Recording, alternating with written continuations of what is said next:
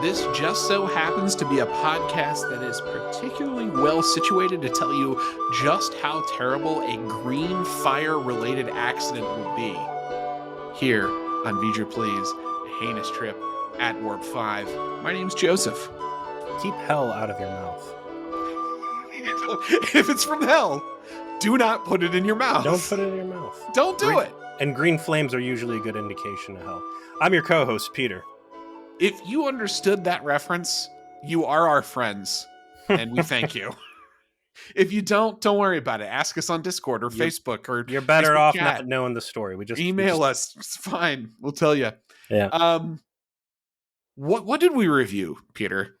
We went into season 3, episode 20, The Forgotten. First aired April 28th, 2004. This is written by Chris Black and David A. Goodman. Wow, look at that. LeVar Burton. How did he steal a good script? You remember Claire of Fuck, Marry, Kill fame on our show, who came up with that classic FMK of Star Trek characters for us to consider?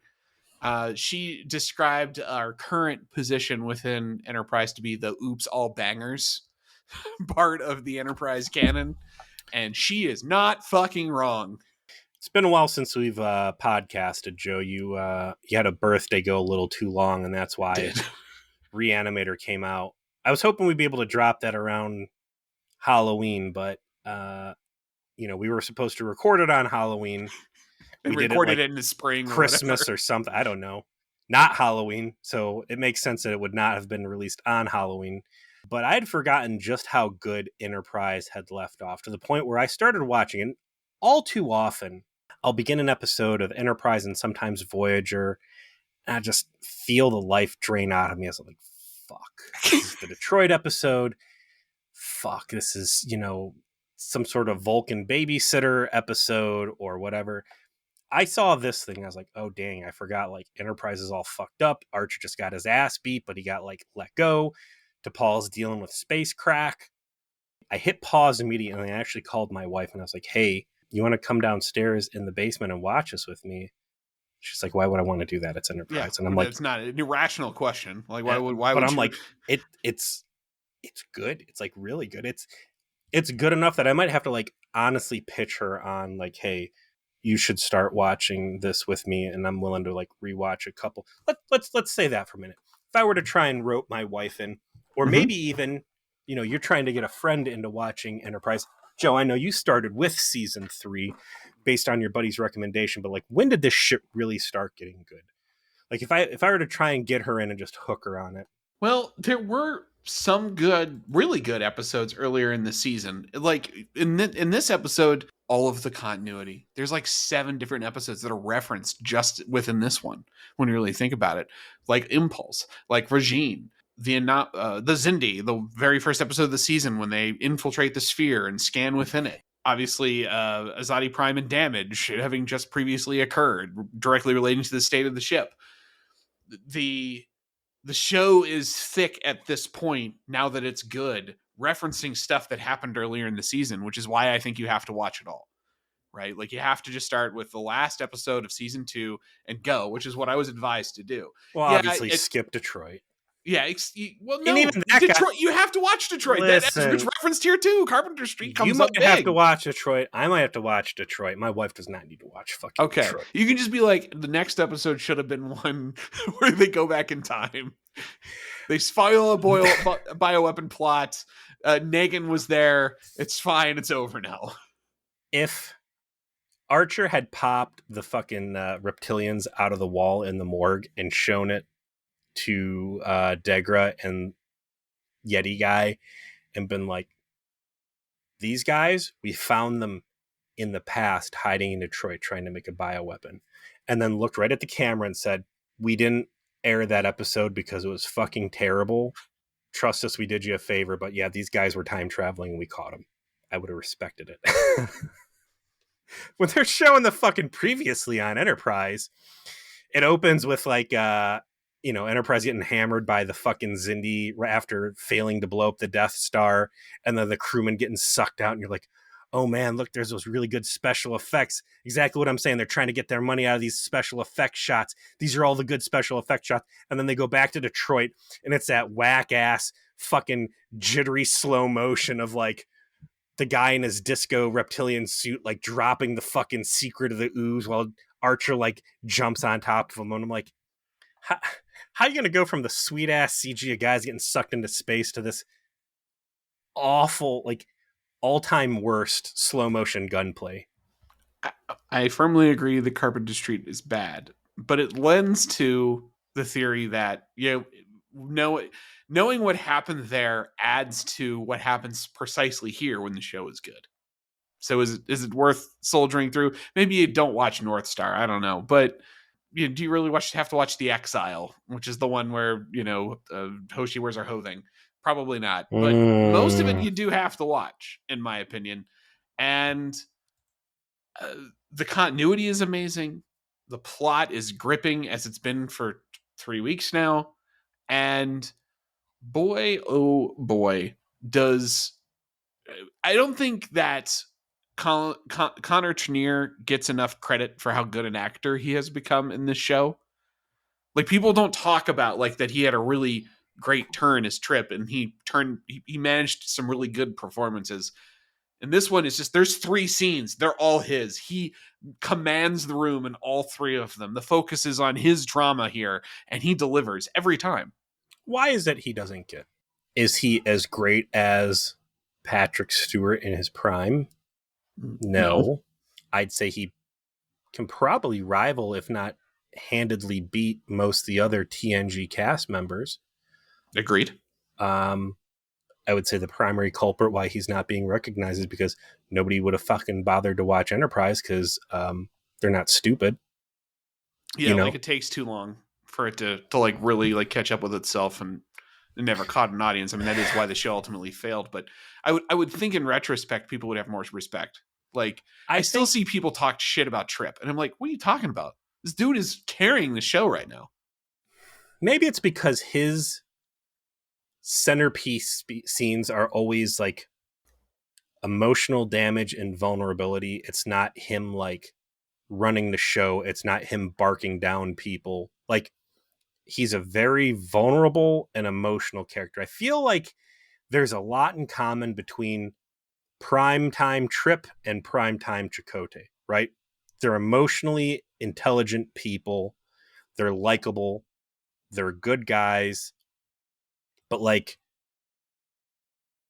they weren't having those courtroom moments where they're just fucking running the show, right? They're not, you're not hearing their balls like click and clack like they're made out of brass. I do think though Chakotay never had even one scene like Trip has 3 of in this one episode, where he I'm saying emotionally commanding what's happening. I'm not saying that Beltran was able to hit the same emotional notes, but I'm saying like conceptually these characters are close. Okay. They're in touch with emotions and they show it, and they're not like tough guy all the time. They're dudes dealing with shit in deep space under duress. Agreed. Trip loses a sister. Chakotay has his ex-girlfriend stealing neck juices. It's apples and oranges, but it's a bad time for both of them. So maybe if Trip had some more like, I'm gonna flex my balls moments and really like run the board hard, he may have been remembered a little bit more fonder. But based on what I'm seeing here now, like, the dude's a solid actor. Yes, he is. And I mean, I don't want to cut too far ahead, but the scene when he first confronts Degra within like the command center might be my favorite, because both the verbals and the nonverbals are perfect. His like, it's pretty, like bringing intensity into the dialogue and dialing that in. Like, that's like level 1 good acting, but level 2 good acting is making closing a tool chest a statement of your character, right? And he gets to that level in this episode where you're just like engrossed in what the fuck's going on with him. Like, you just want to keep watching him. While we're jumping around, I know it's not Jeffrey Combs, but Degra is a great character. He is. I dare say he is an amazing character, and based on what I have seen so far, Degra might be one of my all-time favorite reoccurring. I don't know if I'd call him an antagonist, just reoccurring characters. The guy's really moving through the different stages of relationships with the Enterprise crew in a realistic and compelling way. And even the what's the arboreal? What's his name? He's played by Rick Worthy. It's a shame I remember that. Jannar. Rick Worthy. You know who Rick Worthy played in Voyager? I hate to break it to you, Joe. Mr. Lessing, correct? No, Joe. He's a robot sex doll. Oh no, that's right. He was. He was the robot sex doll. I forgot about that. He was that first. He was Lessing eventually in the Equinox episode. Remember that? One of the best. Yeah. That's the one that Janeway tortured on the holodeck. Yeah. I agree with what you're saying with Degra. I think the coolest part about this episode to me is that the show does not say, it doesn't have to because it's shown you in the last two episodes, that Degra and Jannar already know everything that happened, right? Like they already talked to their interdimensional contact and got confirmation that she helped the reptilians make a bioweapon in the past. They confronted her with that. Mm-hmm. And she's like, yeah, I did it. Fuck you. Like, so they already know that Archer is telling the truth. And the whole You're not my supervisor. Don't talk to me like you're my manager. I'm your manager. And so this whole episode's premise is they know what Archer is telling them is the truth. They're just trying to see if he'll tell them the truth, and therefore can they trust him, right? Like, and they don't explain that at any point, but that is exactly what's happening. And Jannar's the doubting Thomas. He's trying to get Degra to think critically about it, but Degra's clearly buying in of like, we've got a fucking problem. We got talked into doing something we shouldn't have done. Back to Jannar. So the arboreal costume is heavy. This guy's got like heavy prosthetics. It's covered in fucking cotton balls. He's got this upper lip tooth thing that doesn't move. It's hard to act through. But he does it. And being the doubting Thomas and a great foil to Degra, who becomes very animated, and he kind of more has this like stoic anchoring. It's a level of guest actor antagonist, like shit going on outside of the hero ship, right? I can't tell you the last time they had like two quote unquote bad guys able just to hold down their scenes as well as Degra and Jannar are able to. So that adds so much to not only these episodes, but Enterprise as a whole, that you're just getting the complete package, right? This episode's hitting on beat every scene, and it's amazing. So, we open up with a quick recap that surprisingly doesn't like really spoil anything, and I almost kind of appreciated it. It's very necessary at this point. Like, even someone who's been following it week in and week out, because the episodes are only on once a week, right? Like, you got to think back now, literally 6 or 7 weeks for some of the things they're referencing here. And that's where these previously on makes a lot more sense. Well, let's talk about that for a second, because this is what I always wanted. This is what we used to fucking harp about Voyager relentlessly on. Was that this is the last thing Voyager. You were lucky if you got one throwaway line in the average Voyager episode that in any way acknowledged any previous event in Voyager short of we got stuck in the Delta Quadrant. Now you've got something. Again, I can't speak to Deep Space Nine. Maybe this was this very similar to how Deep Space Nine was, or would you say that this might even be more complicated than Deep Space Nine? Deep Space Nine is more complicated than this ultimately, because seasons of material ultimately starts building up and becomes essentially one serialized storyline from season 4 to the end. But this is certainly dipping into that world where it's like you've got to understand what's been going on, or you're going to get lost. This is the first time I've seen a previously on where, again, I think it was warranted. There's been everyone prior to this. It's like, obviously, or did we really need to go back and show Pop-Tart fuckface Count Dracula, Count Crotula? Like this one, like the refreshers were appreciated. Do you think this was scary for the production crew to be like, we are now making stuff that if someone just turned this thing on out of the blue, they're going to be so fucking lost that they might potentially turn this off? Which, again, I think it's ridiculous that you would even think someone's just going to walk in at Enterprise season 3, episode 20. Like, I think maybe that's why it's happening, right? Like they've made the tactical choice long before here that they're building a serialized storyline that's going to build to a finale. So at some point, you've just got to be in it. If you're going to develop that concept and make use of it, you have to commit to it at a certain point. And I think they commit to it at the right point because it's episode 18 that's Azadi Prime, right? And Azadi Prime is when it's just basically one multi-part storyline to the end. And the end isn't until into season 4. Spoiler. So that's a lot. That's a lot of material, right? and again, in 2004, video on demand isn't a thing. Nope. So you're either Napster and Pirate. There's some piracy. I remember like Which they would LimeWire never- or whatever. Yeah. Pirate Bay was around in 2004. LimeWire Yeah. is more like early 2001, Like 2002, and 3, 90s and shit.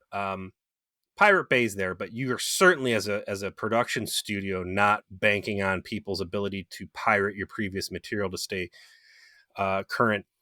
So really, maybe the fact that, hey, TiVo is a thing and becoming incredibly popular, people are able to easily DVR their shit and watch at their own leisure, which you could have always done with VCR, but VCRs are really out of vogue at that point.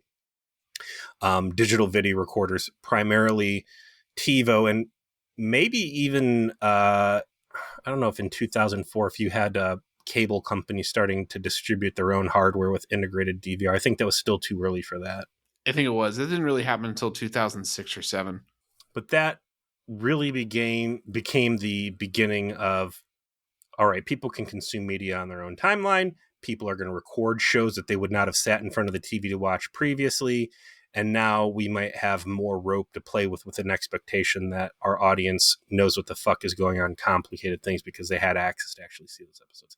Regardless, you've got a lot of shit going on here. We got Archer and the shuttle pod addressing his troops. You've got neck braces all over the fucking place. Everyone is still beat up. Everyone is still dirty. Ship is still fucked up. And he's giving a little speech. He's trying to inspire the troops. He's like, we're going to still make this mission happen. We've lost 18 people. Mm-hmm. This is awful. We have suffered a grievous wound. The ship has endured a battering. No, it was never designed to. We have to succeed, though. We cannot let these deaths be in vain. And, we will do it for Earth, and we'll do it for the 18 who have died. Great speech. Again, I can't tell you at what point Archer switched gears from being a clown to being a competent leader. It's clearly a script decision because, Scott Bakula is a likable guy, and Scott Bakula can speak with some authority. He's not a scary authority. Again, when he's yelling at fucking Reed and Hayes, it's like watching a Labrador retriever with a ball that wants to play with you. He's got more what I would call hip Christian pastor authority, not like military authority, but he manages to find a more stern, I don't want to call it scary either, but more militaristic way in this episode in particular, in a couple spots. It's not military, I feel. And, that description you gave off him, that it's an authority that does not feel militant, that's important because Starfleet is not a military organization. This is a group of guys that were out there to explore. That gets specifically called out, hey, hey, these are really great sensor readings for a warship, but we're not a warship. We're supposed to be a fucking exploration vessel. I'm supposed to be a scientist captain, not, running suicide missions here, but here we are. So he's bringing a gravity to these speeches that he's giving. And it's great framing. A lot of people died. This fucking sucks. Probably more of us are going to die. But if there's ever a crew that can take comfort in the fact you're on a suicide mission, it's here. Everybody's life is expendable, because if all of us have to die to accomplish the mission, you save literally every single person you know and love. It sucks these guys died. We're going to keep going. We have to keep going. Perfect speech for the circumstances. And also, hey, here I was last episode where I was going off on my suicide mission to go fucking fly a bomb and blow up the Death Star. And that failed. But, this guy has complete perceived and legitimate authority now, because I have already not tried to kill myself, but I have put my money where my mouth is, and I am just as expendable as everybody else. And this is do or die. There's several dramatic storylines going on here. The first is that they find the remainder of the missing crew, who they knew to be dead. They just had to find their bodies. Gruesome, huh? And one of them is a lady by the name of Jane Taylor. And Jane Taylor, it was a part of the engineering crew. And Archer tasks Trip with writing the letter to her parents to disclose the nature of her demise, which he didn't want to do. But in one of several moments, Archer's not really got time for someone to tell him they don't want to do what he's telling them. And just tells them, you're doing it. Shut the fuck up. Get out of here. And he it's struggles. Kind of the beginning of Archer dealing with Trip's insubordination. There's a lot of Archer having patience for Trip's insubordination. And I think correctly, given the circumstances. Like, what are you going to do, right? Like, you need Trip. Trip, you've literally cloned the man. He's that critical to you. He's your best friend. You're going to give him 1,000,000 miles of rope. And they do that for him in this episode, but also, like, kind of deserved. I can't say I blame him for anything he does here. He doesn't want to write the letter. He suffers emotionally through having to deal with that. The next plot line that gets revealed after that is T'Pol, still suffering from withdrawal of all the crack rock she was smoking for 3 months, not enjoying it. And once again, you got Julian Blaylock, who's trying to find that spot where she can be Vulcan, but also having like an emotional crisis just under the surface, right? That she's having difficulty managing. And she's doing a good job. I'm getting what she's doing. T'Pol has been such a careful, cautious character through the first 2 seasons. Like, yeah, she had this emotional, adventurous spirit where she's going to jazz clubs and fucking around with Vulcan Cenobites. But she has consistently been the voice of caution and reason. Captain, we shouldn't F with this. Captain, we shouldn't F with that. We avoid these things. We shouldn't do these things. And Archer, like, yeah, fuck it. We're going to fly in there anyways. Very, what's the word I'm looking for here? Poetic or, ironic, deservedly ironic that she, despite her professional recommendations to how the captain should run the ship, decided to go smoke fucking crack rock so she could get illegal emotions and kind of flirt with disaster. And now, as a repercussion, she may have permanently scarred her brain to the point where she will never potentially regain that built-in physical fortification of her brain to reinforce logic. And she might have to deal with these wild-ass emotions and the very dangerous responses that Vulcans have as a result because of her decision to fucking smoke rock. And her being emotional kind of just below the surface over that revelation is well handled, because she's not acting like a human would. That's not what's happening. She's acting like a Vulcan who's barely containing herself would, right? Like trying to maintain, like the even tone that we're used to, and she's having a hard time with it because this is not what she wants to be hearing.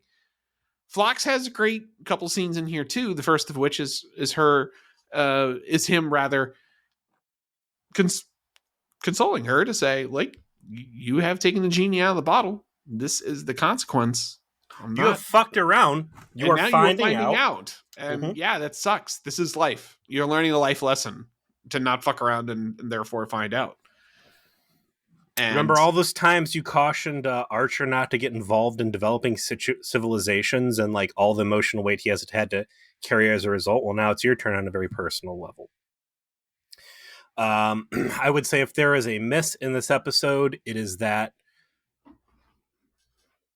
T'Pol continues to be emotionally vulnerable and that Trip is all fucked up and they are not turning to each other for comfort in any capacity whatsoever. It's a very full episode with a lot of shit going on. Though. Like right at the here's the last scene. Like he unloads on her and she consoles him in a way that she's capable of consoling him. I think it works in the end. Like it's not full embrace, them weeping, but it's him turning towards what his real problem is, breaking down, seeing T'Pol is holding it together, commenting like that self-control is something that he wish he had at the moment, and then her conveying both in text and subtext that it's not quite that simple, and that she actually envies him and them connecting in that moment. Yeah, but she doesn't really expose any of her vulnerability. He's not helping her. Yeah, in this moment, and that's true. He's holding that back, but it's still part of the scene. I hope it is addressed later this season at some point. I would like to see them find a middle point because officially they are fuck buddies, and she was kind of jerking him around and playing him. And I would like there to be some genuine compassion between them from both ends. And they spend the rest of the series developing their relationship together, and it does take a lot of turns. And I think it ends in a really cool spot, but it is going to take literally into the very end of season 4 for it to fully kind of reach that. So be prepared for a journey there. Well, as long as they're not waving a magic wand and just pretending it didn't happen, or no, quite the opposite. Quite the opposite. All right, well, I'm willing to. It's worth the wait. I'm willing to put the time in on that. And then lastly, we do have the actual plot, which is they're racing to meet with Degra, who implanted secret instructions for them to find, and they even robbed some aliens of their warp coil, which comes up to be able to do it. And ultimately do arrive at the coordinates, and Degra is in fact waiting for them next to one of the spheres. I would have liked to see more, because that episode ended with them robbing the dudes that foolishly passed on transporters, right? Yes, yeah. And they didn't really have a chance. Nobody was happy about it going in. I could have taken a line or two of dialogue somewhere with people being like, I feel real shitty about what we did. Maybe even Reed, right? Reed kind of has a self-annihilation impulse in this episode, and I think it would have been appreciated on my end. Reed's always trying to get himself fucking killed, though. That's his primary character trait. Listen, I've got in here, Malcolm's always wanted, I've always wanted to die on the hull of the starship. Even so far back as the Romulan mine episode where I was skewered through the leg. I've known my fate is on the stars to be, deflected at the last moment by this ridiculous notion a fucking piece of hull could protect me from an explosion. But him just to be I don't know, just out of it or just off and some, come on, you still beating yourself up about stealing that coil. I didn't sign up to be a pirate. I don't know, something. Again, it doesn't hurt the episode that it's not there, but I think that should continue to be a big deal that everybody just fucking turned into a space pirate. Archer's real drama here is I need to convince Dagra that I'm telling him the truth. Again, we noted at the start, Dagra already knows that Archer's telling the truth. She was like, I've already confronted space-time supervisor and got told to fuck off. So this is an exercise on his part where he is trying to ascertain, can I trust these people? And Archer does everything he can to generate that trust. And we get a walkthrough of all of season 3's plot lines. Here's the bioweapon. Here's the reptilians we captured in Detroit. Here. Which time Zuck was so nice enough to leave us in possession with after we did his fucking light work for him. Here's the scans we got of inside the spheres. Here's the transdimensional alien stuff that we found out, and we got their ship and all of this. Here's your cellular data. Cell level data, not their phone records. We've got some very interesting text messages between these interdimensional beings and Afghanistan. Our ex-girlfriend. By Afghanistan, are you talking about the space terrorists that wanted to use a starship? Yeah, there you go. Space Al-Qaeda. Space Al-Qaeda. Yeah, why doesn't the fucking interdimensional people get Space Al-Qaeda? Why don't they get to be a part of the fucking Xindi Council? Have some real loyal supporters there. Showing and not telling. Archer taking the Arboreal, Jannar, and Degra on a tour through Enterprise to show all the evidence. No security in sight, right? Degra's... Again, this guy's knocking it out of the park. Degra's entire world falling apart. This guy is not happy about being pulled out of his educational role within society to design a weapon of mass destruction, to design a fucking Death Star. What's his face? Mads Mikkelsen in Rogue One, right? This dude is... I was on a farm, not in my own fucking business. Yeah, I did not... This is fucking me up. But I was able to console myself in that it was for the greater good. And here comes this fucking space monkey human that is telling me that it's all a lie. I'm now a mass murderer. And not only am I a mass murderer, an unjustified mass murderer, but I'm also a fucking clown. And the person who's put me up to space murder at a capital scale is going to stab us in the back and fill this entire area with space goo that is going to kill all of us. My world is falling apart. My kids are going to fucking die. I'm a murderer. And also, my contemporaries are psychotic insects and reptiles that are fucking time traveling, make space aids in the past in Detroit. What a lineup, right? And all of that is true. And because all of that's true, and because you've seen Dagra go through this journey, suddenly when he makes the decision for Christ, when he decides, I've made the mistake and I have to fix it. And if that comes at the expense of everything, so be it. You buy it, right? He's got a choice at one point. Let that sink in. How often do you see a bad guy or a non-primary cast member in Star Trek travel from A to Z in their actions and be like, this wasn't a rickety bridge. This is the most concrete interstate highway connection possible that they've really fully explored. It's he's talking with Jannar, and Jannar's still this doesn't prove anything except for that this was that he's got a guys. And Digger's dude, I feel like I'm eating fucking crazy pills, the insanity here, and you're still showing doubt. It's Archer arguing with T'Pol about is time travel real? We went to fucking Detroit. It's real. Let that sink in. The time for action is now. None of us want to be in this position, but we're getting fucked. And you might not want to work with this Archer guy, but somehow this fucking lunatic whose dick's getting hard as the reptilians are beating him about the kicking his ass, is a better friend than anybody else we've got.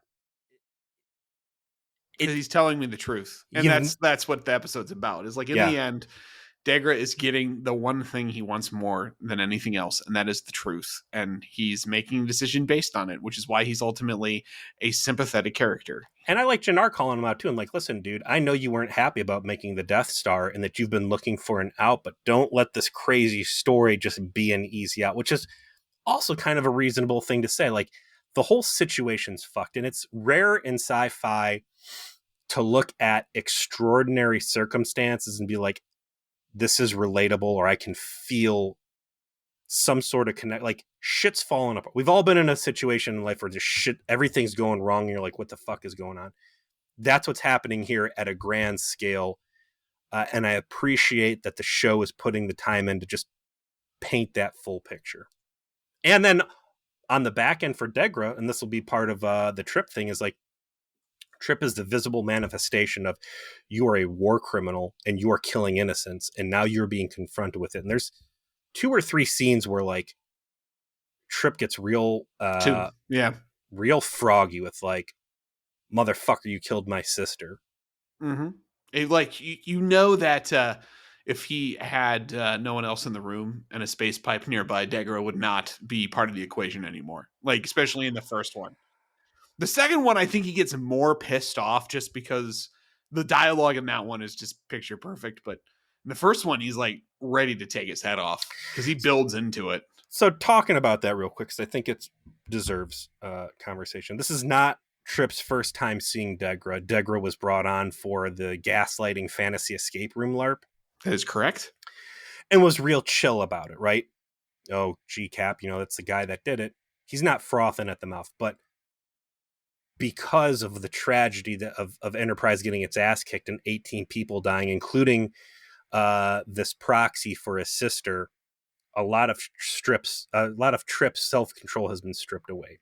This isn't the same Trip that was having a conversation with Shran about like, I want your warp manifold, to save Earth, not to get vengeance. This is a guy that's like, there's fresh blood on the fucking ground, and you might not have been responsible for this, but you're in front of me and you were responsible for my sister. And it turns out I'm way more pissed about that than I was willing to admit to myself 2 weeks ago.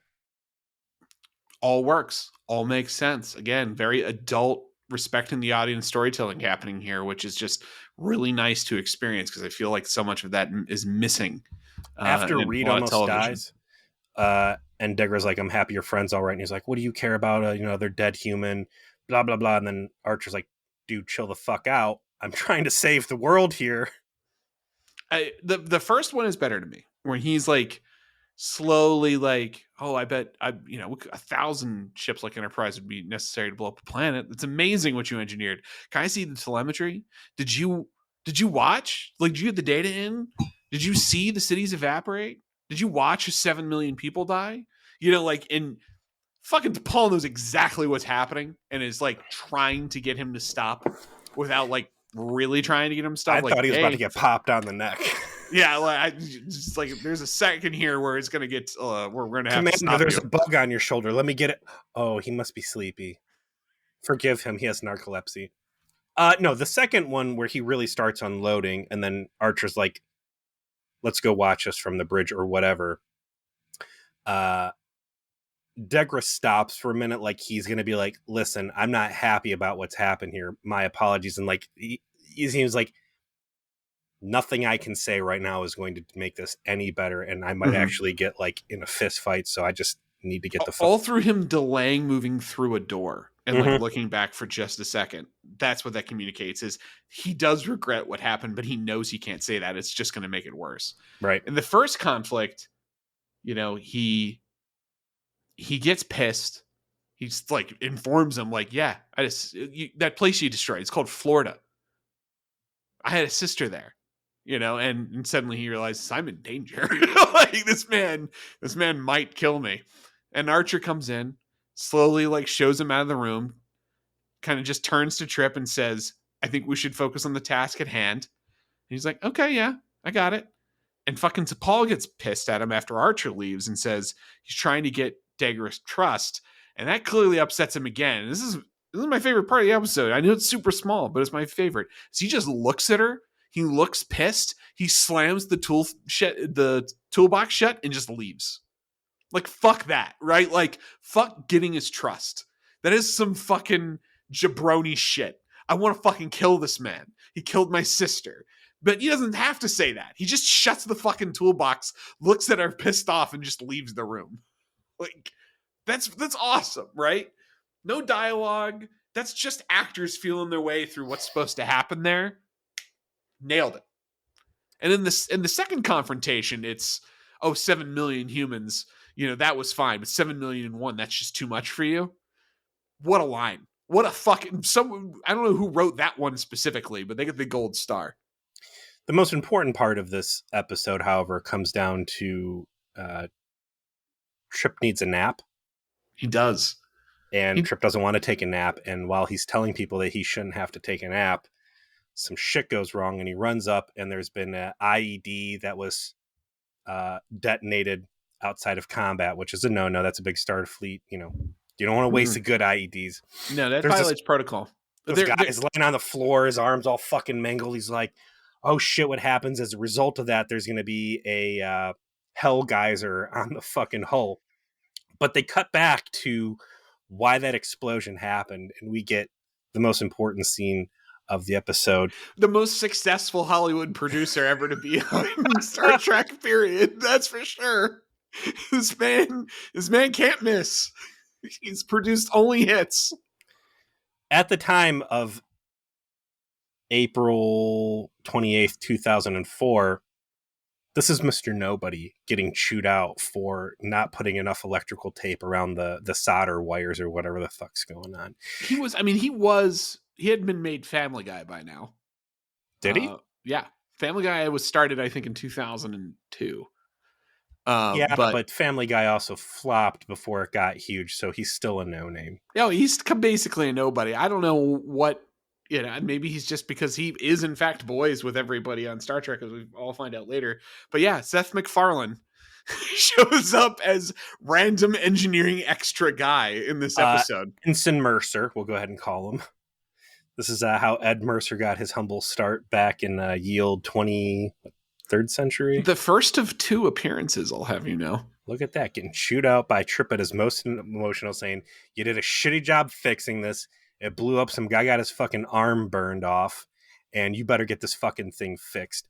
And Seth MacFarlane, who is such a huge Star Trek fan that he has taken it upon himself to make good Star Trek where there was none in the year 2000 and I don't know, when was 17 is when Orville 2017 came out. 2017, yeah. Delivered us from fucking Discovery, and gave us one of the most, what I felt was emotional, that guy nobody moments possible. I mean, he really apologized for Trip from the bottom of his heart while absolutely loving being in that Starfleet uniform. You can tell why he wanted to make the Orville in that moment. Yeah. He's like, this is bullshit. These aren't Star Trek outfits. I got to make some fucking Star Trek outfits.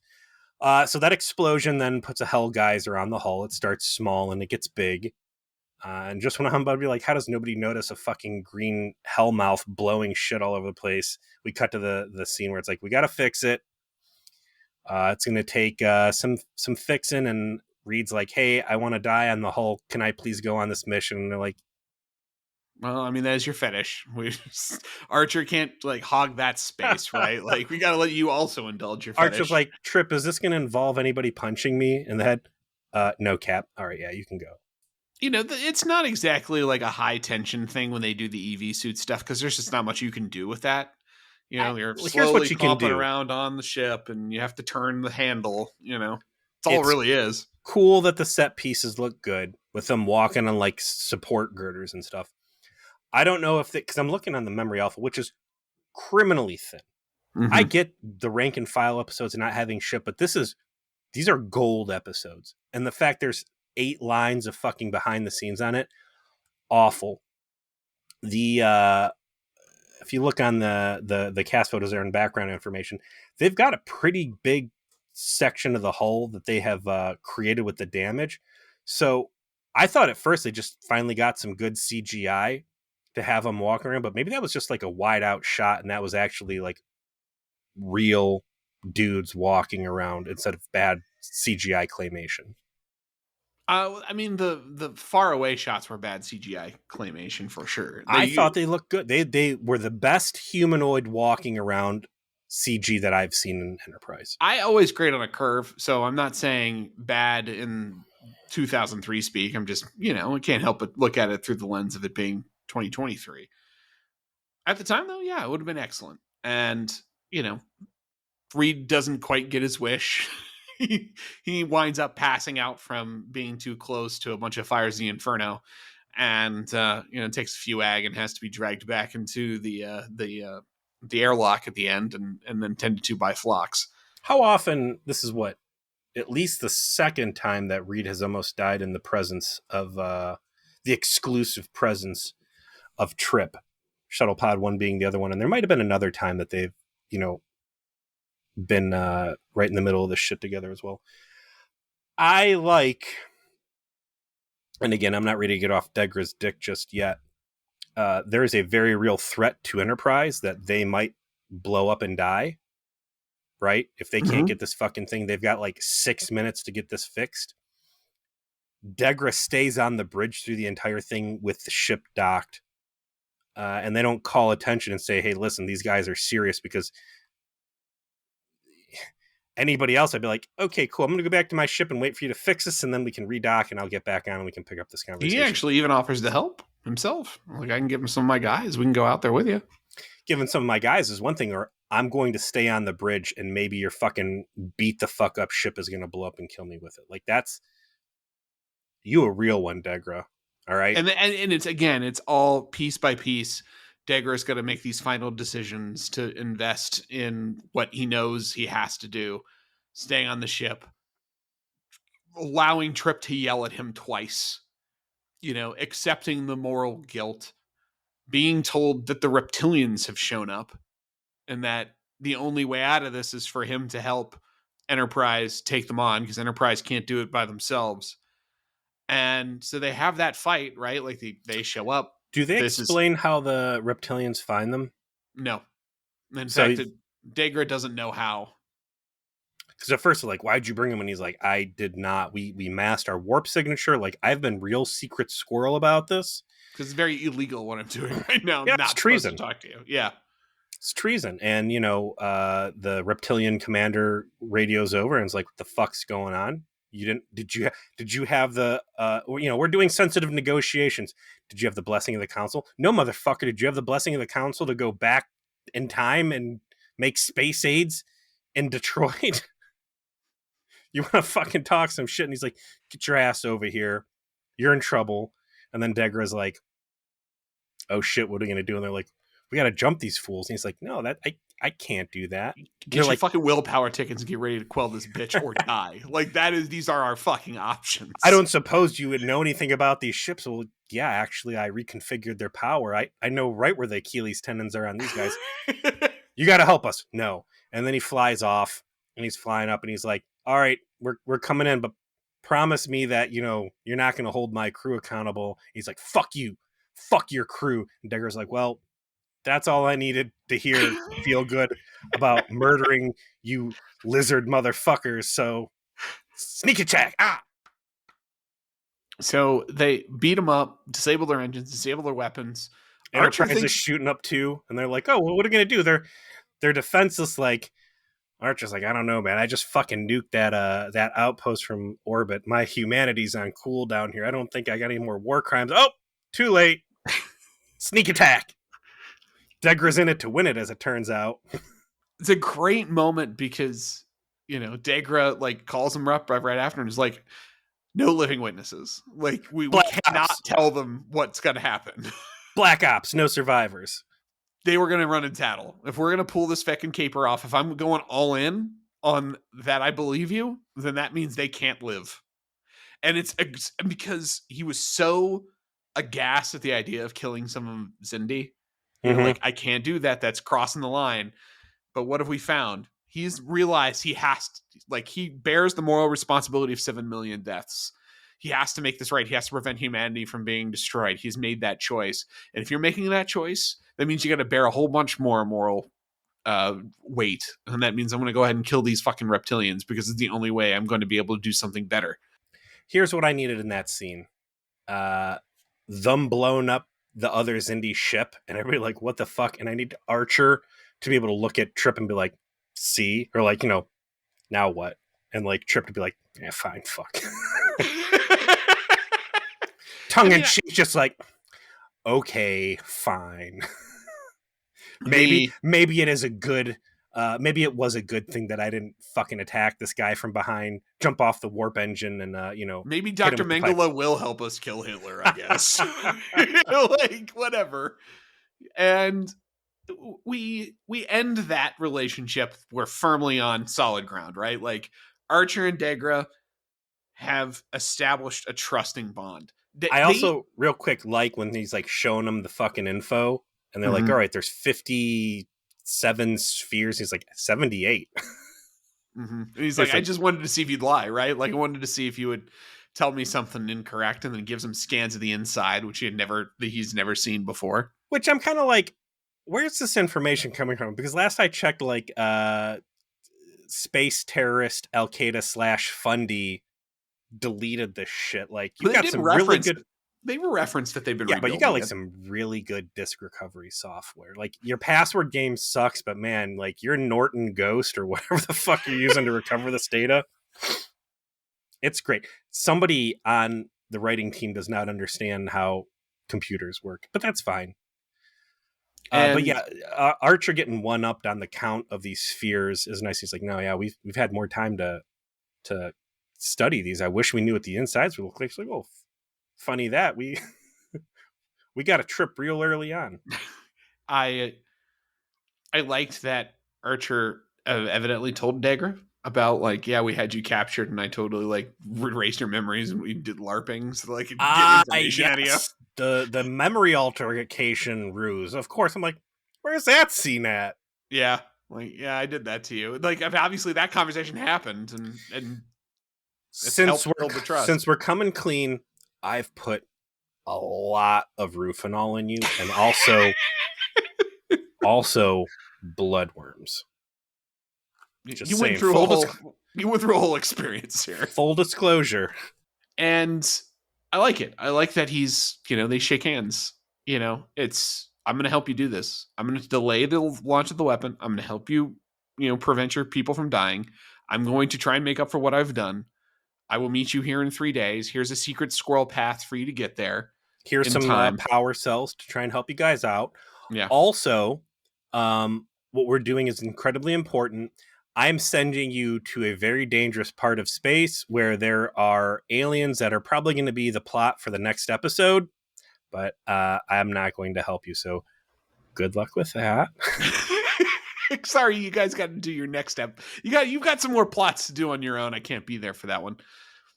And we end the episode really on Trip again, closing the book on both the death of his crew member that was part of the engineering team and his sister, and all of the emotions he's been feeling.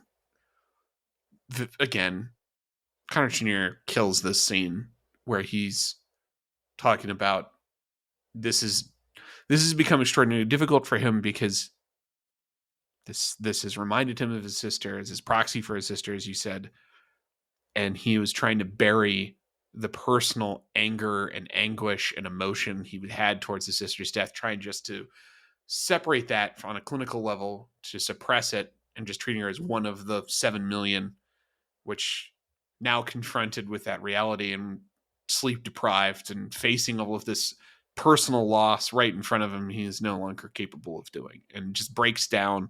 And it's hard for actors to find that sort of emotional moment when you're doing these scenes, right? Like, you're on a set, there's all this going on around you. It's hard enough to kind of like create that immersion. It's hot, you're covered in shit. Also, sets in Enterprise right now look great, like real authentic looking damage. Even the mess hall, there's like a fucking hole in the wall that people are walking through, and like, I haven't seen a starship this believably fucked up, I think, since Timeless, when they went into the ruins of Voyager. Yeah, in the iceberg, yes. And, despite the fact they're in this manufactured environment, the fact that Connor Trinneer is able to find enough a genuine emotion in the material to summon tears and really sell his emotional state is a testament to his ability. And he and Julian Blaylock do an excellent job in the scene of him admitting to this emotional this compromised state over his sister and a need to recognize that grief and say goodbye to his sister, and in doing so also be able to write the letter, which he ultimately is able to do. Good stuff. Yeah. And I would say this is a must watch, but there's so much to this that, like, where does the must watch begin? Isn't that how we started our conversation tonight? How exactly, yeah. Like, how do you get Casey to watch the show? What does she have to watch? Kind of all of it. Yeah. These aren't episodes anymore. This is a story arc that's coming at you weekly, and it is very welcome. And, jumping back to, was it Jamie who binged like everything? Mm-hmm. I understand how it happens. It's difficult for me not to just fucking binge watch these things out. And I'm glad I'm not binge watching them, because these conversations we're able to have are very fulfilling. What fulfilling conversation are we going to have next week, my friend? I don't know. Is this E2? Is this E squared? E squared. E squared. Season 3, episode 21, written by Michael Sussman, directed by Roxanne Dawson. Very sexy. An accident during an attempt to use a Xindi subspace quarter places Enterprise in a bizarre confrontation with itself. We've got some shades of Parallax, early season Voyager. I'm wondering if we're going to get our... What was it from Parallax? What was their Jean-Luc moment? War particles! And they get excited and they have their nerd girl moment. Yeah. Man, there's so many ways this thing could go. Is this going to be a Mirror Universe episode? Like, is it going to be alien doppelgangers that are somehow duplicating the ship? Is it going to be telepathic alien attackers, or it's a big hallucination? Lots of options here when it comes to fighting yourself. Maybe they're over by Hyrule and they just saw the Dark Mirror and now they got to deal with Darklink. The show is actually going to tell you in the teaser which of those it is. But no lie, Claire's correct. We're in the oops all bangers. This one's great. The rest of the season's great. And then we get into season 4, which is, again, almost all great as well. So the ride don't stop till the end here, this my is friend. How many episodes are there in this season? Because we got E2, E squared, the Council, Countdown, 0 Hour. So there's only 24 episodes this season. How many were there in season 2? 28? I know there's only 22 episodes in season 4. 26. Yeah. So 26 and 24, 2 less. And then there's 2 less in season 4. There's 22 in season 4. So they cut it off. We're getting down the final countdown ourselves over here. We are. All right. Well, thanks everybody for joining us on Feature Please. We appreciate it. See you next week.